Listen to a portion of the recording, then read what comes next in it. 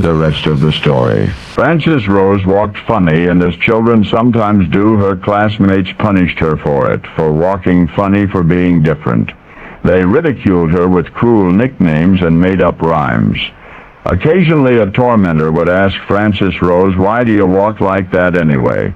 Well, the fact was it had happened so long ago the girl could scarcely have recalled, because the polio had struck when Frances Rose was only 18 months old.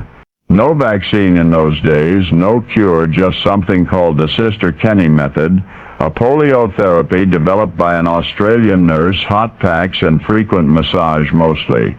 Anyway, the little girl's parents, inspired by Sister Kenny's successes, treated Frances Rose accordingly.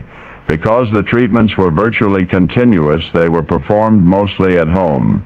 However, the child was regularly taken to a professional therapist who attempted to stretch the muscles in her afflicted right leg and foot.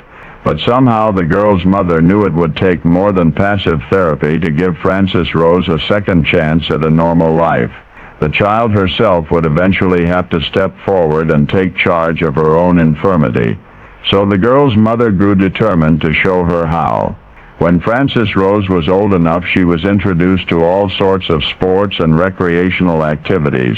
She was given swimming lessons, tennis lessons, even ballet lessons.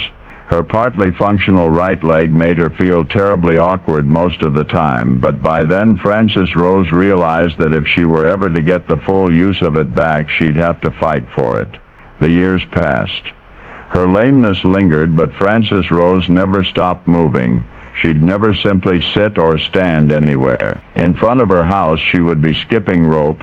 At family picnics, she would be dancing barefoot on the sand along the riverbank. She was still limping badly when she entered public school. So her therapy continued, and so did her relentless physical activity. Well, in time, it all paid off.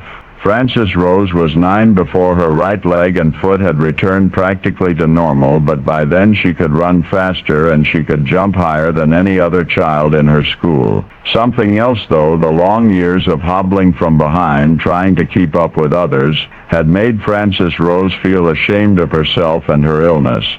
And so she was to endure a chronic shyness from then on. For the rest of her life she would be shy in the presence of others, except that the way she conquered that, I mean the career she chose, and the success that she has enjoyed in it, are testimony to how well Frances Rose conquered her shyness.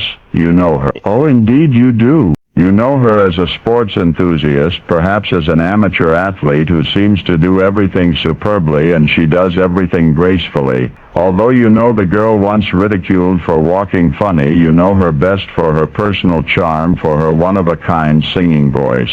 You see, her name is Frances Rose Shore, but for as long as you can remember, nobody has ever called Second Chance Rose anything but Dinah Shore. Now you know the rest of the story.